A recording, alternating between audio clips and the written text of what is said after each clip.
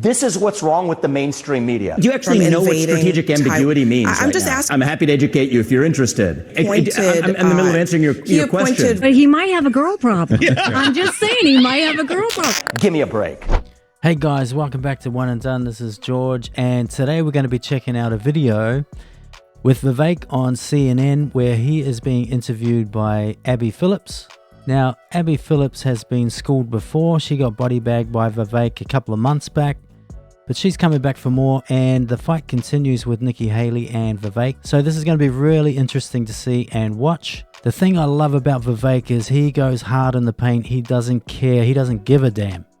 He stands on his principles. His arguments are pinpoint and backed with statistics and facts. He thinks things through, and no one, and I mean no one, defeats Vivek.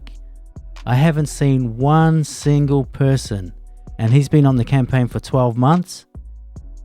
Remember Don Lemon? Slap. Gone. Chuck Todd? Slap. Gone. Al Sharpton? Well, we don't want to see him smacked. He's a bit old, but he should be retired. That was embarrassing.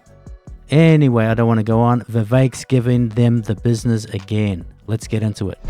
Here's what your fellow Republican Nikki Haley said about you earlier today. Just listen. What happens, he comes out of the gate, he hits the female chair of the party, he hits the female anchor on the platform, and then he hits me. And I'm not saying anything. I ain't saying, I'm just saying. But he might have a girl problem. I'm just saying he might have a girl problem. Don't think he has a girl problem, Nikki. He has 2 kids and a wife, lovely wife at that. And equal rights come with equal lefts. Okay, so she's laying out 3 different women that you've attacked. Why is she wrong? Well, she also left off that list Dick Cheney, Lindsey Graham, Karl Rove, John Bolton. The real issue is there's an old neocon wing of the Republican Party that I've been crystal clear critical of. And what makes me crack up about Nikki Haley is that she claims to eschew identity politics, yet embraces it when it's convenient. So yes, Ronna McDaniel, if she's lost the last 4 elections after she took over as chairwoman of the RNC in 2017, and she lost in 2018 and 2020 and 2022 and 2023, I don't care if she's a man or woman. She deserves to be held accountable. Yeah, but why don't you? If Nikki Haley came out of the UN but why in don't debt, you blame President Trump well, for that? Excuse He me. appointed. I'm in the middle of answering your question. He appointed Ronna McDaniel to that post. These elections, I think you would agree. These elections span the leader. He's also the leader of the Republican Party. When he was president, he claims to be the leader of the Republican Party. I'm running to be the leader of the nation and the leader of the Republican Party. My question is this, and you know what? Vivek's actually there. Donald Trump's not. I've been on your show and others. I preach to the left crystal clear. I stand for meritocracy, the best person for the job. That's why I'm against affirmative action. Well, I can't preach that with good clarity if we're not practicing what we preach in the Republican Party itself. So is Ronna McDaniel the best qualified person to be leading the Republican Party on that record when her salary has tripled in the meantime? No, she's not. And I'm not going to apologize for that. And I think it is a shame when those who claim to distance themselves from identity politics wear identity politics when it's convenient for them. So Kamala Harris probably isn't running for president. If you want to run in the party of identity politics, there might be a slot available there. But here we're based in meritocracy, and I'm not going to apologize for that. Man or woman, skin color, it doesn't matter. Speak the truth, and we have to be willing to hold failure accountable. Vivek's just spitting straight facts. He is just spitting straight facts. That's Kristen Welker and her lies that she's told about the Trump-Russia collusion. Mr. Ramaswamy, I'm going to stop you right there because I stand by it. There's no reason to bring Kristen Welker into your dispute with Ronna McDaniel. But I want you to listen to what Donald Trump said. I want you to listen to. You literally paid tape of Nikki Haley talking about Kristen Welker, so I'm responding to the tape that you displayed for your viewers. The question that you were answering was about misleading your viewers.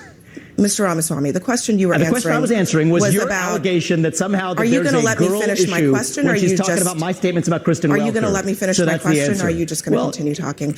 I was asking you. He was answering your question, and you're asking another question before he finishes answering your question. Why you would blame Ronna McDaniel, you're actually who was going back on the appointed viewer to her tape you position. displayed. She was appointed to her position by Donald Trump, the president at the time. A lot of those losses that you blame her for, a lot of the losses by the chairpersons of the RNC. A lot of the losses you blame her for happened under his watch, and you won't blame him for that.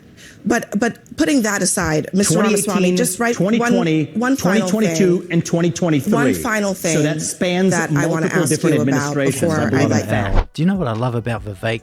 He just comes out and he says it. He lets it rip. He doesn't give a. Doesn't matter what the topic is, doesn't matter how controversial it is, he just goes straight to facts. And if they're not backed up in fact, and if someone does school him, and that has happened before, he's happy to take that information on as a learning. That's what I love about Vivek. He's very transparent. I sound like a fanboy right now, but I wish we had a lot more politicians like this. Look at the NBA. They want the cream of the crop. They don't care about diversity. They just want the best. That's why LeBron's up there, KD's up there, Steph's there. We don't want to see average players. And if you do, I guess, no, I'm not even going to say it. But there's another league you can watch if you want to watch, mediocre basketball. But it's the same in the workforce. We want people that produce, create. Because guess what? That filters down. Everyone else gets jobs. Everyone else provide for your families. You work your way up. Eventually, someone else will want your service, especially if you're adding value. If you add value, someone's going to want you. People can't start at the top. You got to work your way there. You got to work your way to get there. Ronna McDaniel was just collecting L's. She's given herself 3 pay rises. Like, move on. Find someone that's better at the job. I remember when Fox called Vivek and they wanted him to debate Krispy Kreme. And Ronna McDaniel, she said, no, you can't do that. Vivek's like, well, how is this helping the party out if we can't debate? We need more debate. We need more conversation. Exactly. These people, honestly. With just that to clarify, Xi Jinping would have to be foolish to invade Taiwan to sit on the semiconductor supply chain. Just as That's a final, how we advance principles that put our country first. A final point of clarity on this. Once the United States achieves semiconductor independence, do you believe it will be in the United States' national interest to deter China from invading Taiwan? We will evaluate at that point in time. It will not be preferable for China to invade Taiwan even then. That's not an answer to my question. But we will then adopt what is our current... But you are not answering... Because that's in the future, Abby. You're not answering my question. Will it be in the United States' national I think you don't understand. To deter China do you actually know what strategic ambiguity means? I'm just asking you a simple question. Do you understand the current posture? The current posture is strategic Mr. ambiguity Ramaswamy, right it's now. a yes or no. I have a feeling you don't understand what that is. It's a yes or no answer. So I'm happy to educate you if you're interested. Oh boy, she's getting schooled right now. She wants a yes or no answer. Vivek, this is why. Anyway, I'm not going to go. I'll come back to it. But Vivek's giving her the answer. She doesn't want to hear that. She wants to simplify it to a yes or no. But anyway, let's carry on. Strategic ambiguity will be what we resume. It's the current status quo, and that's what we will resume after we've achieved semiconductor independence. It's that simple. The status quo will be exactly what it obtains after we've achieved semiconductor independence. And in the meantime, we have to be clear. A simple answer would be that we will defend Taiwan. A simple answer to that question would actually be a yes or no. But I do want to turn now to a different topic, to politics. Here is what your fellow Republican... a little more complicated than you're making out to be, Abby. Here's so what I'm your happy to fellow... explain it too if you're interested. This is a perfect example of why the mainstream liberal media are going bust. That's why long-form podcasts are blowing up. You can't answer these complex questions in a 5-minute interview. If you want to see these questions in detail, you can look at just about any long-form podcast, and the only person that's on there is Vivek Ramaswamy. Just recently, Ron DeSantis did a couple, but Vivek goes on every platform. Doesn't matter if they're high profile, doesn't matter if they don't have a profile. He just wants to talk to everyone. He goes to schools, he goes to universities, he's on TikTok, he's on social media. He's trying to get to any person that is willing to listen. And even at some of his speeches, he's had people that have disagreed with him, and they have been quite aggressive, and Vivek's Hey, it's cool. Bring them up. Let them speak. He doesn't believe in silencing those voices. He believes in freedom of speech, freedom of expression, freedom of ideas. So this next part of the video is really interesting because things aren't going to plan for the Democrats, for the left. Things are just falling apart. Not one, not two, not three, but 4 indictments. They thought this would take Donald Trump down, but it's making him more and more popular. He is killing Biden in the polls.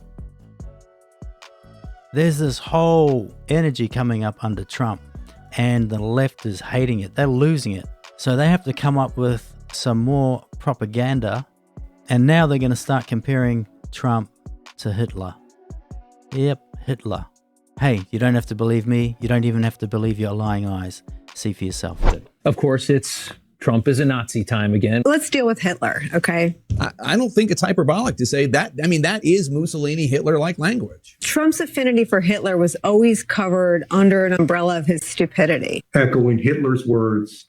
Listen to this. Well, Hitler was duly elected. Right. Echoing the hateful rhetoric of Adolf Hitler. It echoes Hitler. That's the kind of language Hitler used in Mein Kampf. About Vermin and Hitler and Mussolini. That's a horrifying clip. That's a fascist clip. You're just going full on Hitler. From Hitler's Germany. We just need to say, for the record, that the term vermin was really effectively used by Adolf Hitler. Echo dictators like Hitler. With language evoking authoritarian figures like Adolf Hitler. Donald Trump parroted the autocratic language of Adolf Hitler. Talk about the brilliance of Hitler's generals. Correct. Kelly, yes. Correct. That Trump is now a dangerous hybrid clone of Mussolini and Hitler. I will get to the Hitler. Basically saying that language is straight out of Adolf Hitler. And the ignorant person, when warned that Hitler used to call Jews vermin, would stop. Using the language of Hitler and Mussolini, and there was a lot of coverage of that, Britt. What's your thoughts on that? Yeah, Trump's turning up the volume. No. Well, I don't see Hitler and Mussolini. That Trump enjoyed the idea of being compared to Adolf Hitler. Very similar to how Hitler established full power. Headline: Trump calls political enemies vermin, echoing dictators Hitler and Mussolini. I mean, what can you say about that? That is ridiculous. Where's the gas chambers again? I mean, this is just crazy. This is Trump derangement syndrome on steroids. It's like they're reading from the same hymn book. Is that hate speech? Is that hate speech? I don't know, man. That's crazy. The people who say they believe in democracy, Trump had 76 million people vote for him. He must have been doing something right. I know people were happier financially. Fuel prices were like $1.80.